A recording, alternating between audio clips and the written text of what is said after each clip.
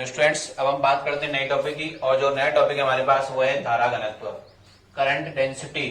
बेटा इससे पहले हमने धारा पढ़ी, धारा की परिभाषा पढ़ी, कैसी राशि है, सदिश है, अदिश है, और धारा की चालक के आकार पर क्या प्रभाव पड़ता है या क्या प्रभाव नहीं पड़ता है। वो कैसी राशि थी? अदिश राशि थी बेटा। ठीक है, मैंने आपको धारा की कुछ वैल्यू भी बताई, जैसे कि मानव शरीर के अंदर जो धमनियां होती हैं उनमें जो धारा प्रवाहित होती है वो 10⁻⁻6 माइक्रो एम्पियर तक की होती है। जो तड़ित में होती है बेटा वो तो 10⁻4 एम्पियर तक की होती है, 6 तक भी हो सकती है, ज्यादा हो सकती है। तो बेटा अब बात करेंगे हम लोग धारा घनत्व की। टॉपिक है बेटा हमारे पास धारा घनत्व। अब बेटा देखिए धारा घनत्व क्या होता है, हम थोड़ी सी परिभाषा समझेंगे बेटा इसकी। कि कोई चालक है बेटा, अब आप जानते हैं चालक के भीतर प्रत्येक बिंदु पर जो धारा का मान होता है वो अलग अलग होता है। हम कह सकते हैं कि किसी चालक के भीतर भिन्न भिन्न बिंदुओं पर धारा घनत्व का मान कैसा होता है? भिन्न भिन्न होता है। ठीक है ना। तो परिभाषा सिंपल सी परिभाषा है कि कोई चालक तार है बेटा जिसका ए क्षेत्रफल है। क्या है? ए क्षेत्रफल।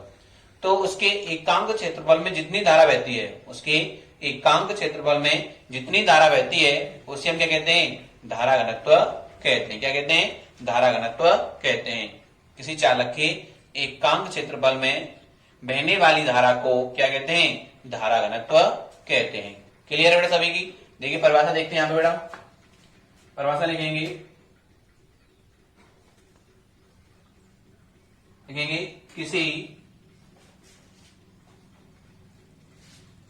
किसी चालक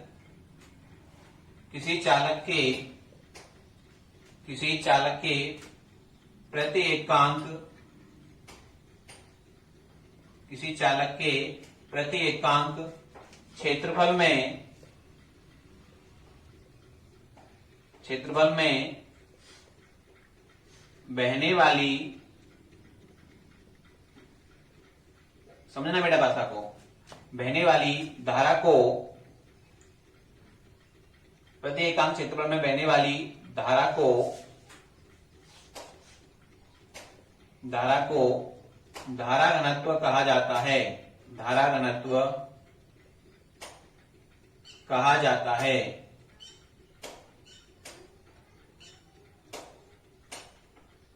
बेटा परिभाषा सिंपल है कि प्रति एकांक क्षेत्रफल में बहने वाली धारा को धारा घनत्व कहा जाता है। अब समझो बेटा इसको।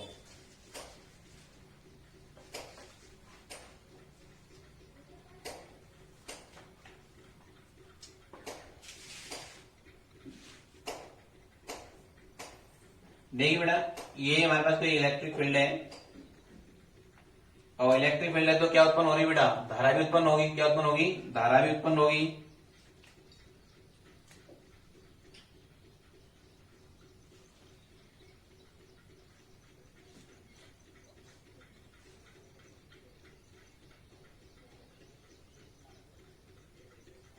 तो बेटा इसका जो एरिया है वो कितना है? ए है। कितना है? ए। क्लियर बेटा समझना। तो इसकी जो एरिया ए है, इसके प्रति एकांक क्षेत्रफल में से, इसके प्रति एकांक छोटे से हिस्से में से जो धारा बहेगी उसे हम क्या कहेंगे? धारा घनत्व कहेंगे। क्या कहेंगे बेटा उसको? धारा घनत्व कहेंगे। डायग्राम देख लीजिएगा। ये हमारे पास कोई क्षेत्रफल की कोई चालक क्षेत्रफल है, या कह सकते हैं कोई चालक है जिसका क्षेत्रफल कितना है? ए है, और उसमें से धारा प्रवाहित हो रही है। देखो बेटा इधर नेक्स्ट पॉइंट है हमारे पास, यहां पर परिभाषा में बेटा लिखेंगे, इसे लिखेंगे माना किसी एक क्षेत्रफल वाले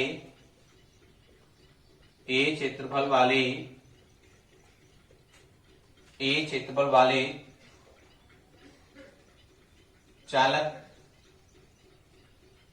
में से आई धारा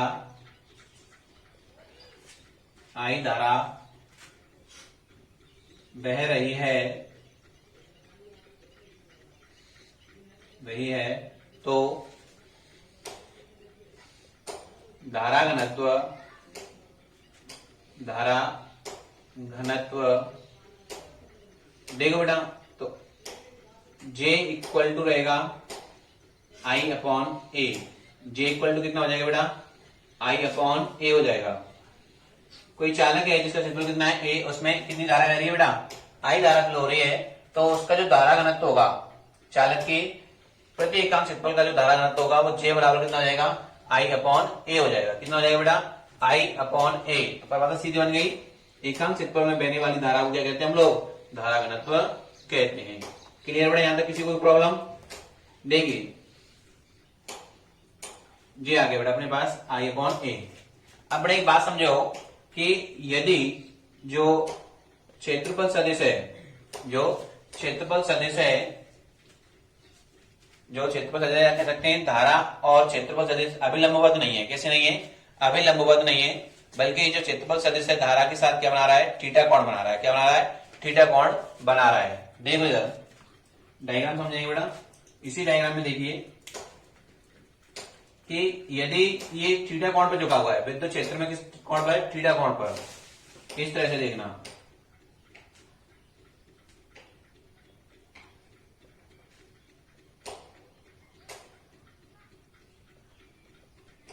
देखिए इस तरह से झुका हुआ है। तो किसी भी पॉइंट की बात करें हम लोग, सपोज करिए इस जगह की बात कर रहे हैं, तो क्षेत्रफल सदिश कितना एंगल बना रहा है, थीटा एंगल बना रहा है। कितना एंगल बना रहा है बेटा, थीटा एंगल बना रहा है। कितना एंगल बना रहा है, थीटा एंगल। बना नहीं बना, तो इसका हम लोग क्षैतिज घटक का प्रयोग करेंगे। तो a cos थीटा का प्रयोग करेंगे यहाँ पर हम लोग, किसका, a cos थीटा का। देखिए लिखेंगे बेटा यहाँ पर, यदि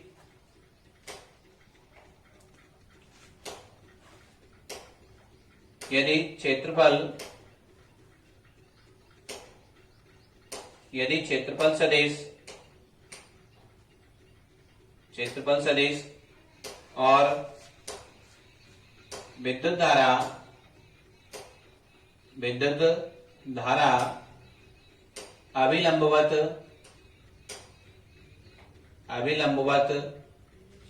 न होकर एक दूसरे के साथ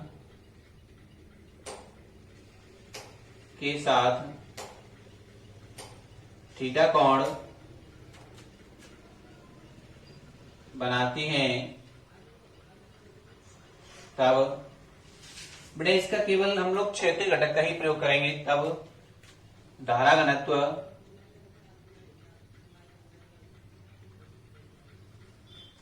तो देखिए जे बराबर हो जाएगा आई अपॉन ए कॉस थीटा। क्या आ जाएगा बेटा, आई अपॉन ए कॉस थीटा। ये इक्वेशन फर्स्ट है अपने पास। तो देखिए बेटा यहां से हम धारा निकालेंगे, तो धारा बराबर आ जाएगा जे ए कॉस थीटा, जे ए कॉस थीटा आ गया। अब आप जानते हैं कॉस थीटा किसके लिए प्रयोग किया जाता है, डॉट के लिए। मैं पिछले चैप्टर में बता चुका हूं आपको। और साइन के लिए क्रॉस प्रयोग करते हैं, कॉस के लिए डॉट प्रयोग करते हैं। तो इसको हम ऐसे भी तो लिख सकते हैं बेटा, इधर देखिए आई बराबर जे वेक्टर डॉट ए वेक्टर, इसको ऐसे भी लिखा जा सकता है। तो ये क्या आ गई, धारा आ गई J vector dot A vector. Clear बेटा। अगर हम ध्यान देना कि हम संपूर्ण पृष्ठ की बात करें, किसी संपूर्ण परिच्छेद से जो धारा घनत्व निकलेगा, जो धारा निकलेगी, तो नोट पॉइंट देखिए यहां पर, ये तो केवल एकांक के लिए निकला है। तो नोट पॉइंट क्या रहेगा, यदि संपूर्ण परिच्छेद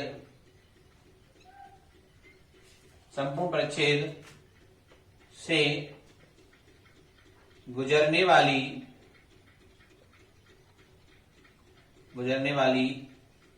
धारा, तो देखिए बेटा आई बराबर आएगा इंटीग्रेशन, समझना है बेटा इसको, integration J vector dot A vector. मतलब धारा को धारा घनत्व का फ्लक्स कहा जाता है। इसका मतलब क्या निकल के आया कि धारा को धारा घनत्व का फ्लक्स कहा जाता है। बेटा इसका फ्लक्स ही तो है, आई बराबर आपने कहा था integration E vector dot D A vector. तो यही पोजीशन यहां पर भैया लिखेंगे। अतः धारा को अतः धारा को धारा घनत्व का फ्लक्स कहा जाता है। फ्लक्स कहा जाता है। क्या कहते हैं? फ्लक्स कहा जाता है। थोड़ा दोबारा रिपीट कर रहा हूं मैं परिभाषा को धारा घनत्व की ओर कि जो किसी चालक की प्रति एकांक क्षेत्रफल से गुजरने वाली धारा को क्या कहते हैं? हम लोग धारा घनत्व कहते हैं। माना किसी ई क्षेत्रफल वाले चालक में से आई धारा प्रवाहित हो रही है तो धारा घनत्व J बराबर हो जाएगा I upon A. But next था कि यदि विद्युत धारा और क्षेत्रफल सदिश अभिलंबवत नहीं है एक दूसरे के साथ, क्या नहीं है? अभिलंबवत नहीं है और एक दूसरे के साथ क्या बनाते हैं? वो थीटा कोण पर है। किस पर कोण पर? थीटा कोण पर। तब धारा घनत्व J बराबर I upon A cos theta आ जाएगा। क्या आ जाएगा? ए कॉस थीटा आ जाएगा। तो हमने यहाँ एक रखा तो मल्टीप्लाई किया तो आई की वैल्यू आ गई J A cos theta.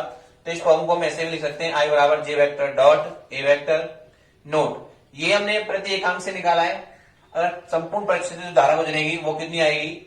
I बराबर integration J vector dot A vector, अर्थात धारा को धारा घनत्व का फ्लक्स कहा जाता है। आगे देखिए बेटा, नेक्स्ट पॉइंट है बेटा स्टेप टॉपिक का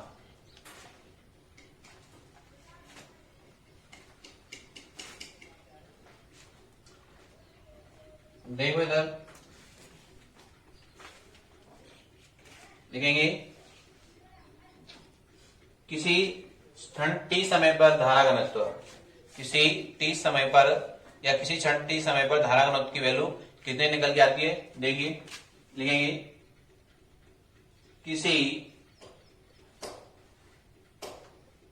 क्षण t समय पर धारा घनत्व बेटा किसी क्षण पर निकालते हैं, समझना बात को। जब किसी क्षण पर निकालते हैं कितने आपको फिक्स दे दिया, आपसे कहा 4 सेकंड पर कितना होगा, 5 सेकंड पर कितना होगा, तो उसे हम क्या बोलते हैं? तात्क्षणिक धारा घनत्व कहेंगे। क्या कहेंगे? तात्क्षणिक, मतलब किसी क्षण लिया गया, ठीक है ना, धारा घनत्व लिखेंगे।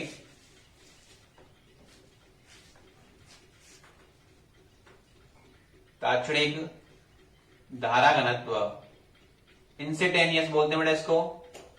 तो J इंस्टेंटेनियस बराबर आएगा, ध्यान देना बेटा तात्क्षणिक का क्या मतलब है इसका। तो लिमिट, यहां पर लिमिट लगाई जाती है और डेल्टा A एक्सटेंडिंग 0। समझना बेटा, तात्क्षणिक धारा घनत्व में क्या यूज करते हैं? हम लिमिट प्रयोग करते हैं। तो यहां पर हमारे धारा घनत्व में है I अपॉन ए, तो जो एरिया है वो 0 की तरफ जा रहा है, एरिया छोटा होता जा रहा है। तो लिखेंगे delta I upon delta A, इसको हम लोग DI अपॉन DA लिख सकते हैं।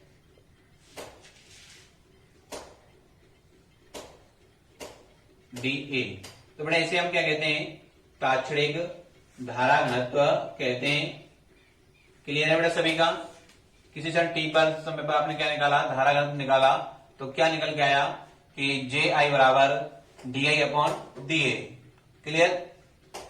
अब बात करना बेटा नेक्स्ट पॉइंट है हमारे पास कि जो धारा घनत्व होता है, जो धारा घनत्व होता है वो चालक का एक अभिलाक्षणिक गुण है। क्या है? चालक का एक अभिलाक्षणिक गुण है, अर्थात कि चालक के भीतर भिन्न भिन्न बिंदुओं पर धारा घनत्व का मान क्या होता है? भिन्न भिन्न होता है। क्लियर है ना? तो लिखेंगे धारा घनत्व किसी चालक का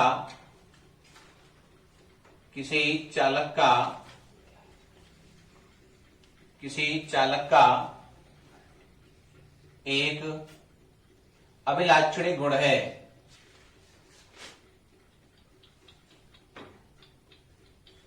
अभिलाक्षणिक गुण है,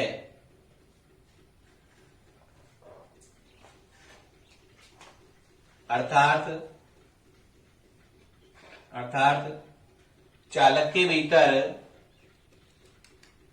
चालक के भीतर भिन्न भिन्न बिंदुओं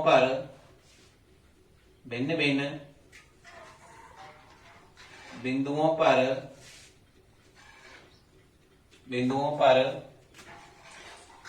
धारा घनत्व भिन्न भिन्न होगा, भिन्न भिन्न होगा। क्लियर है बेटा। अब बात करते हैं कि ये राशि कैसी है, क्या इसकी दिशा होती है, मात्रा क्या होता है, इसकी विमा क्या होती है बेटा, इसकी बात करते हैं। देखिए बेटा सर, मात्रा की बात करेंगे बेटा। सबसे पहले किसकी बात करेंगे, मात्रा। तो देखिए बेटा, मात्रा आप जानते हैं जे बराबर क्या होता है, जे बराबर आई अपॉन ए। तो बेटा आई का मात्रा क्या होता है, एम्पियर। आई का मात्रा क्या होता है, एम्पियर, और क्षेत्रफल का होता है मीटर स्क्वायर। तो बेटा जो मात्रक बनेगा इसका, वो बनेगा एम्पियर बट्टे मीटर स्क्वायर। एम्पियर बट्टे मीटर स्क्वायर बन गया। तो हिंदी में भी लिख सकते हैं इसको आप लोग, एम्पियर बट्टे मीटर स्क्वायर। बात करते हैं बेटा राशि की।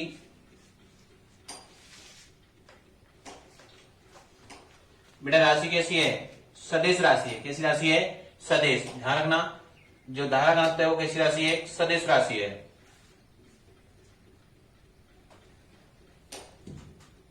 राशि है, कैसी राशि है बेटा, सदिश राशि है, जिसकी दिशा, दिशा तो बतानी पड़ेगी सदिश है तो, जिसकी दिशा चालक में बहने वाली धारा की दिशा में होती है। बहने वाली धारा की दिशा में होती है। क्लियर है। अब बात करते हैं बेटा इसकी विमा की। विमा, तो देखिए बेटा एम्पियर की विमा क्या होती है, ए, और मीटर कितनी होती है, एल। कितने मीटर है, 2, तो क्या बन जाएगा, L2। तो देखो बेटा इसकी विमा क्या बनेगी, ए अपॉन L2। इसको ऊपर लेके जाएंगे तो M0। बेटा इसमें M तो है नहीं है ना, M0 L-2 T0 A1। ये इसकी क्या बन गई, विमा बन गई। तो बेटा ये क्या हो गया हमारे पास, धारा घनत्व हो गया। करंट डेंसिटी बात की हमने, ये एक अभिलाक्षण गुण होता है, चालक के भीतर प्रत्येक बिंदु पर धारा घनत्व का मान क्या होता है, अलग अलग होता है। कैसी राशि है, सदिश, जिसकी दिशा चालक में बहने वाली धारा की दिशा में होती है या विद्युत क्षेत्र की दिशा में होती है। मात्रक बेटा एम्पियर बट्टे मीटर स्क्वायर। ताक्षणिक धारा की बात करिए हमने तो ये निकल गया D I upon D A, मतलब अवकलन रूप निकल गया धारा घनत्व का। तो ये क्या हो गया हमारे पास, धारा घनत्व हो गया। इसे हम बोलते हैं करंट डेंसिटी बोलते हैं। क्लियर है बेटा। आप इसका स्क्रीनशॉट ले लीजिए। Thank you for watching video.